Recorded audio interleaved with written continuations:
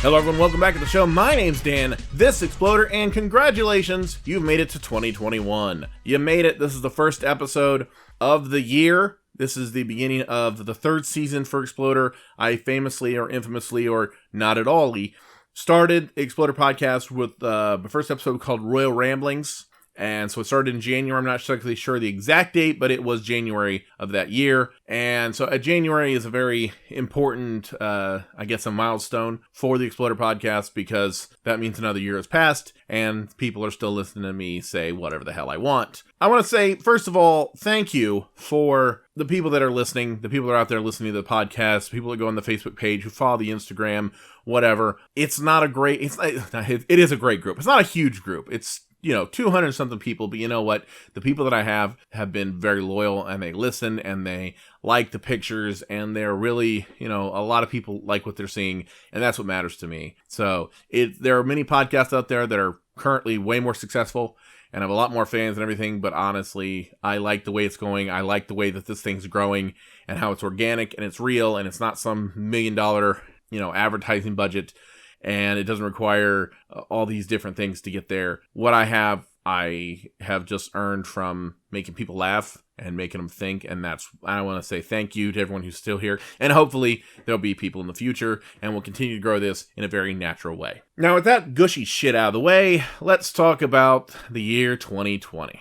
2020 to many people, not in wrestling and not, was a nightmare. Let's just say it was like Mae Young in a thong contest nightmare. I'm sorry for that visual image, but I had to be graphic because, well, you were there. So I'm the kind of guy who likes to talk about wrestling. There's good wrestling and there's bad wrestling. And the thing about good wrestling is it's not funny. It's entertaining, but it's not funny. So I've decided to sort of recap the year 2020 only the best way that I can by piling on to the bad stuff and making you laugh a little along the way. That's why I've decided to host the first ever Explodies. I know that's not a great name for an award, but you look me in the eye and tell me that it's any worse than Slammies. Okay, it is, but not by enough. And that counts. Let's start out with our first award. The Say Hi to WCW for Me award goes to WWE's Continual Decline. My God, 2020 was a time of transition and turmoil for a lot of people. Like I said, on the comedy end, I have not had a show since last January, so that's been fun. We've done some online stuff. I've been doing the podcast, worked with ZTO, Beans on Parade and whatnot, but a live show has not been a thing for a year now. So it's understandable that things aren't going to be the way they should be. There's not live crowds, or at least not as large as they should be. Things are not exactly the same. But even then, WWE's decline has been really something really interesting to see. They hired and fired both Paul Heyman and Eric Bischoff to take control, supposedly, of the Raw and SmackDown brands respectively. They fired Bischoff almost as quickly as the ink had dried on the contract, and then waited a while before they fired Paul Heyman. Paul Heyman is now simply the manager, or whatever special name he wants to get, special whatever he is for Roman Reigns, but his creative capacity is no longer. He's not in charge of Raw, and everything is now under the control of one man. That man's name is Bruce Pritchard. Now, I'm not here to rag on Bruce Pritchard. I love the podcast. I've referenced it here numerous times. Bruce Pritchard, Something to Wrestle With, is very funny. It's a great story. And it's a guy that, honestly, there's only so many people who can tell the stories he has because only so many people have been in the business and been in this position he was in for so many years. So I'm not here to rag on Bruce Pritchard, but you have to admit, creatively, WWE's in trouble. There was this idea that Heyman and Bischoff would sort of be the producers, and then they would take things to Pritchard, and then Pritchard would take him to Vince, and it'd be a great big old happy family. And before you know it, Pritchard was taking charge of SmackDown, and then he eventually took care of Raw. So now creative, and as far as production, everything that goes short of Vince McMahon is in control of one guy named Bruce Pritchard. And I don't know how creative he is. I don't know if he's really nailing it, but I will say that the ratings have shown otherwise. WWE ratings have continued to decline. I mean, badly. And at first you can say, oh, well, there's a pandemic going on. There's people that there's not a live crowd. And it's not. The thing is, the wrestling stuff, the Thunderdome thing was a good stopgap. You got people in there. It's not really people there, but there's people there. And with the exception of the occasional horrible sign, terrorist video, and pictures of Chris Benoit, outside of that, it's been a rousing success. But the ratings, the live ratings, the people that aren't at the arena, the people who sit at home, who currently, many of whom are still in lockdown, have nothing better to do, are not flipping onto your channel. They're not turning on USA to watch Raw. They're not watching SmackDown, and quite frankly, they're not watching NXT as much as they're watching things like AEW and literally every other channel. So when you have virtually a captive audience and your ratings continue to go down, that's saying something. And there's a creative issue. Now they're at a problem where they're trying to build younger guys and, guys like Drew McIntyre and Braun Strowman and all these guys. But the problem is it's not working. Whatever they're doing is not working. Now it takes a while. Creative takes a little while, and I'll give them that. But as of now, 2020 has been just short of a disaster for the company. Not just because of the pandemic, but because creatively, they're showing their age. I think that's what it is. I mean, The Miz has the Money in the Bank contract. They're still, give them credit for pushing Baron Corbin as much as they have, but Baron Corbin's still the king gimmick. Guys who are in their 40s are on the top. And I'm not talking about AJ Styles, because AJ Styles can still work. Daniel Bryan, who, can still work. But when you're talking about guys, John Morrison and The Miz and Randy Orton, guys who are in their mid-40s, they're the headliners. And you want to talk about young guys, you need to build young guys, and it's just, they're not. So I'm going to say they're successful. They're doing very well. And I'll get to some of these issues. Some of these issues come up later in other awards. But they're successful in what they're making. They're making money. But creatively, there's a reason the ratings are going down. And that is something that they need to address, or the ratings will continue to go down, and they will find themselves in a very precarious position going forward. Next is the Aces and Eights Unnecessary Faction Award goes to Retribution, a group of masked men and women who we don't know who they are, but we kinda do. Dijakovic, Shane Thorne, Mia Yim, Dio Madden, who are given masks and stupid names, which I'll get to, and they just happen to be on WWE television, while the other people, everyone I just mentioned, are surprisingly not on NXT television anymore. It's hard to miss Dijakovic. He's like 6'6", and Mia Yim's mask doesn't cover anything. But to be fair, no one's really missing Shane Thorne. The idea that only wrestling fans, internet fans, know who they are, but casual fans won't. Okay, well, have you seen the ratings lately? Like I mentioned, as the ratings decline, the only people that are left are the internet fans. So we all know who they are. You think I don't know who Shane Thorne is? You think I don't know what Mia Yim looks like with a half mask? Come on now. Quit being stupid. It's like saying that when Sanity came up, we didn't know who Eric Young was. Come on. Oh, who could that be? It's Eric Young. Duh. Now, the angle makes no sense to begin with. Keep in mind, NXT is a separate brand that is on television. And even before it was on the USA Network, it was on the WWE Network. It existed. It was recorded. You knew what Donovan Dijakovic looked like. Now, these people are people that have NXT contracts who are on NXT, who then throw on stupid mask and get a stupid name, and then go on WWE television, Raw and or SmackDown, and start destroying things because they want to destroy the WWE, which employs them. But we're supposed to believe, completely in disbelief, that they're just mysterious outsiders who happen to be able to deface everything in their path. Have you ever seen someone try and jump the rail at a WWE event? Some drunk jumping the rail will get plowed by security, cops, possibly R-Truth, but you're telling me this group of masked hoodlums are able to show up and just destroy things? Come on. And then on top of that, here's the kicker, they did everything backwards. Let's talk about this thing, these acts of vandalism. First appearance of this group, they destroy a transformer. No, I don't mean the Michael Bay kind, although that would be fun to watch. It'd be a lot of explosions. The electricity, the type that uses electricity, brings it to a building. They destroyed a transformer which cost hundreds of thousands of dollars. Those things are very particular, and they cost a lot. The next time, they destroyed a ring, which, while vital for a wrestling show, sports entertainment show, they cost around $5,000 to $6,000. Okay, now we're going down. Then, their third appearance, they went to the Performance Center and broke a window. And then they left. They didn't even steal anything. They just broke a window, which I would imagine couldn't cost more than a couple $100s to fix. So there are a group of vengeful strangers who went to destroy a company that employs them by committing slowly declining acts of vandalism. Next thing you know, they're going to go to Vince McMahon's house and cut his lawn really crooked. That'll show him. Then they added Mustafa Ali long before anyone gave a shit, making him the only member without a mask and sometimes a full name. And that's about it. They haven't done much. They've got names like Reckoning and Slapjack and... God, I was going to name the third one, but I honestly remembered I don't give a shit. They got names, and they wear masks, and that's pretty much it.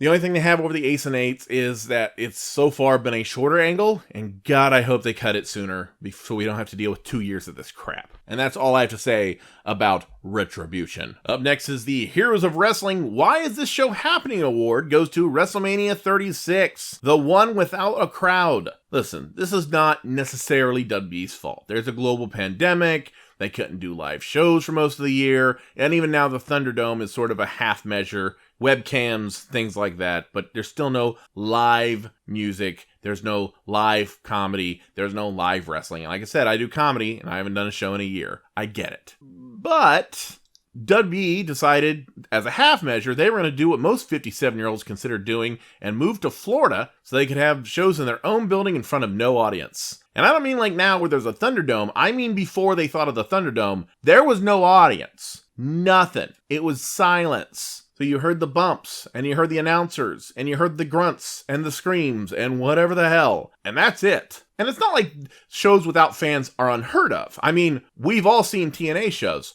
But the idea of WrestleMania being done in silence was a terrible idea before I heard it, and it was a terrible idea when I saw it, and I still think it was a terrible idea. Some ideas age well, and you're like, okay, I see. No, this was a bad idea. Now, not all WrestleManias are the best. Some are great, some are amazing, and some are WrestleMania 11. Not all can be winners, I get it, but when you do it in front of no audience, and like I said, all you hear is the grunts and the growls and when you hear a guy grunt as he's being Irish whipped, it's not the same. And look, I understand the tradition of WrestleMania. WrestleMania from 1985, I understand the idea of having a show every year, and it'd be the big show. It'd be the idea of like, this year the NFL is not gonna, they're gonna do the Super Bowl. I get it. And this is when people consider the Super Bowl of wrestling, right? But they're in a different situation. The idea that WrestleMania was gonna be done in it's a performance center. It's a gym. It's their gym, right? It's a nice gym. It's a nice building, but it's a gym, okay? And the idea that they were going to do the biggest show of the year, the granddaddy of them all, the WrestleMania, we don't put Roman numerals in front of them anymore because we don't want to appear old, WrestleMania. And then they put it in front of a live camera, I guess. That's all there was. It was the camera and no one else. The audience was the camera guys, maybe. And it just, I understood what they were trying to do, but it just didn't feel right. And that, to me, is like, that's the sign where, maybe, and I know that wasn't preferable, but maybe WrestleMania 36 shouldn't have happened. Maybe they should have just said, hey, let's not do that show. Or let's do another show, because when you're doing TV every week in front of the same performance center, the difference between a Raw in front of no people and a SmackDown in front of no people and an NXT in front of no people and a WrestleMania in front of no people is the logo. I mean, seriously, that's the difference. It showed the flaws, and it didn't feel like WrestleMania, and I think when people look back at it, it's going to be probably considered one of the worst. And partially because they insisted on doing it in front of a no crowd, and partially because, quite frankly, they had to scramble to make it make sense, and by doing so, it made even less sense, and it was a 2-night thing, and they had a bunch of substitutions. The 3-way tag team title match, well, The Miz got the virus, essentially. Miz is out. And so they made it a 3-way. So the tag titles were defended in a 3-way singles ladder match. One member of each team, which makes no sense. People were substituted in and out, and it just didn't feel the same. Kevin Owens did an elbow off the WrestleMania sign, putting Seth Rollins through the announce table, and that wasn't the finish. Now, I'm going to be Jim Cornette here for a second. And say that the big bump should have been the finish. After Shane McMahon dove off the 25-foot Hell in a Cell and missed, he wasn't immediately pinned and taken to the back. The match kept going forever. So Owens diving off the sign and then later winning the match in the ring with a stunner kind of nullified the whole dive. Now, obviously, the exception to this is the Mankind Undertaker Hell in a Cell, but not everyone is a superhuman children's book author family man like Mick Foley. And God help us if anyone else was. But that's a little old school about me. When you do stuff like that, maybe it should be the finish. If a guy dives off the sign and puts the guy through a table, pin him and make that the finish. Because to me, that makes more sense than... And then they made their way back into the ring and, hit his finish and boom, game over. Stupid. The main events, and I say main events because it was a 2-night event because reasons, was McIntyre... Oh my God. Drew McIntyre and Brock Lesnar. Now, Drew McIntyre and Brock Lesnar was what it needed to be. Brock Lesnar is in a point where he barely performs in front of fans, let alone when there are no fans. And he did what he was set up to do. He put McIntyre over. McIntyre won the world title. Congratulations. And I have no problem with that. I'm glad Brock lost the belt and then grew a beard and did whatever the hell he's doing now. Don't care. Moving on. Braun Strowman and Goldberg. Holy shit. This match was probably the most boring thing I'd ever seen in my fucking life. I'm just going to say it. It was boring. It was nothing. First of all, they're bringing Goldberg back just to face Braun Strowman. Braun Strowman won with, I think, 4 power slams. He just did a couple finishes. Boom, it was over. I really cannot remember a damn thing other than of that match. It existed in its own, but it was just there. And there were other matches. There were other matches at WrestleMania that year, 36, that were very well known. But I think they're so special and they're so interesting and they're so, I don't know, on their own. I've decided to give them their own award, which brings us to the Dungeon of Doom. What the fuck was that award? Goes to cinematic matches. Oh, jeez. This was also the year where WWE decided they were going to pre-tape everything. And to be fair, AEW did this as well, but honestly, they didn't do it as much and they didn't do it as badly, so they get a little bit of a pass.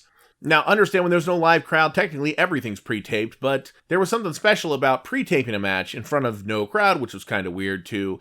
Taping matches like a movie and then just plugging them into the broadcast. Now, there are good examples of pre-taped matches. I'm not against these style of matches. There have been good ones. The Backlot Brawl between Roddy Piper and Goldust at WrestleMania 12. That was really good. I mean, they pre-taped the alley part where they beat the crap out of each other on top of a gold car and with a fire hose and catering and whatnot. And then they used the O.J. Simpson footage, the Bronco chase, to get them to the arena, which was peak 1990s comedy. And then they would make their way to the actual Arrowhead Pond, and Roddy Piper would strip Goldust almost naked. Again, this happened in 1996. Then, of course, there was the Boiler Room Brawl in SummerSlam 96, where the same deal. They fought in the back, they pre-taped the Boiler Room part, yada, yada, yada, and then they came taped to live, so they came through the curtain, and now they're fighting live. The whole match was part of that. And, Terry Funk and Jerry Lawler's empty arena match, which, of course, by definition, if it's an empty arena, it'd have to be pre-taped, otherwise no one would see it. Rock vs. Mankind, the first halftime heat, which was good. Again, fought through the arena, pre-taped it, shot it like a movie, except for one thing that ruined it. And Mick Foley said this in his book, and I didn't really believe him, and then I watched it, and he was right. And again, I'm not one to question Mick Foley, but I'm like, yeah, he makes sense, because he seems like the kind of guy who really overanalyzes, maybe, and he was 100% right of this. If you're going to pre-tape a match, if you're going to make a cinematic match or whatever the hell, what you need to do, what makes it best, is you need to turn on a camera and just let guys fight. Make it look like a fight. And I'm not saying you can't pre-tape it. I mean, technically, if you want to talk about Edge and Randy Orton, that was a pre-taped match. They fought through the Performance Center, and that was done in segments. You could tell it was done in segments, and it was, they go into this room and boom, boom, boom. They go to that room, they boom, boom, boom. They fight. Okay, they go to the next room, then they go to the gym, but it was like, it went a little long, but you saw two guys fighting, and it looked like someone just turned a camera on. When you decide to get fancy with it, that's when it ruins it. Rock and Mankind, halftime heat, 1999, these guys are fighting through the arena, knocking over chairs, da-da-da. The finish came. And in the finish, Mick Foley jumps on a forklift and lowers a pallet onto the Rock to get the win, to get the pin and win. The problem was one camera shot. Because up to this point, you're at the side. You're watching two guys fight their way through. Everything you're seeing, someone turn a camera on, you're watching two guys beating the crap out of each other. And then in one camera shot, they got a bird's eye lens, and they shot from above. So you saw the Rock looking up at the forklift coming down on him. And that shot alone made it into a movie. Because you have to think, if you're recording and you're watching two guys fight, you don't have time to go rent a crane, get above the guy, and then go action, and then get that reaction shot. And Mick Foley said in his book, he said that shot ruined it because it made it like a movie. And I didn't believe him, and then I watched it, and he's right. He is 100% right. That shot alone ruined it. It made it into a small movie. Now, WrestleMania 36 had the Boneyard match, which was a good match, had cinematics to it. It had its the Undertaker flair, and it was The Undertaker, and it was AJ Styles, and obviously the fact that it was The Undertaker, that gave it a little bit of leeway, because The Undertaker's known for that theatrical stuff. That's kind of his jam, so it could be understood. And it was, for the most part, two guys fighting. There was a couple things, the famous meme that's been out right now is where AJ's there and the Undertaker appears behind him and there's a spotlight. And there's the Druids and there's the laser Undertaker symbol on the barn at the end and things like that. But overall, for the most part, that was a fight. You turned on a camera and you saw two guys fight.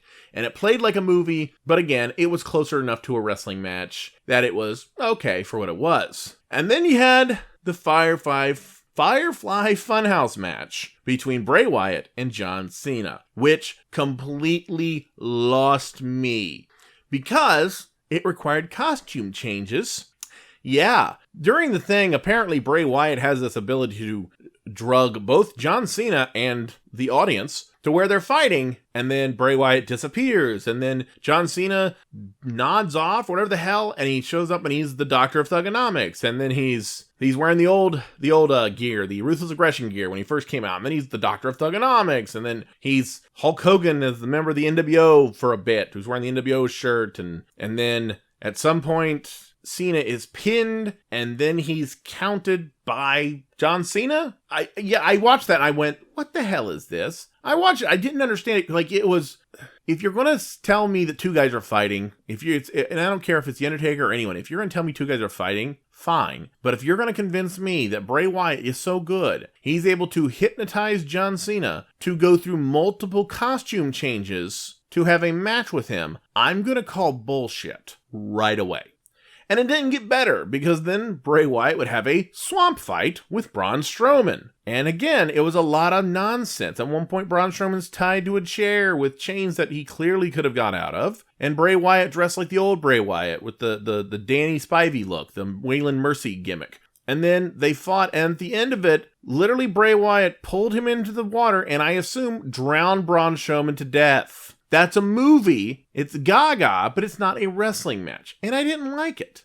So I will say that's why I give it this award, because it doesn't make any sense. Now, Money in the Bank was largely inoffensive this year because while it had some cinematic flair, it did do what it was supposed to do. People were fighting their way through Titan Towers, which, by the way, was actually pretty smart. If you're going to do it and you need to pre-tape it, hey, use the building you got. It resembles something like a movie Aces Wild, if you've never seen it. No, it's not Aces Wild. Smokin' Aces. What the hell was I talking about? Smokin' Aces. And it's where groups of assassins fight to kill the same guy. It also has Chris Pine as a racist redneck character. Check that out. Just a heads up there. And they just scramble to get their way to this one guy. The actual fight itself was okay. There were a couple shots that didn't make any sense. The idea that the cameraman was in the elevator before Asuka, didn't like that much. But for the most part, yeah, you were watching it. And I also didn't like the fact that they were just so flippant about throwing a guy off of Titan Towers. The most offensive part was the fact that Otis won because he was at that time the flavor of the month, and he would not get a title shot because he would lose the briefcase to The Miz.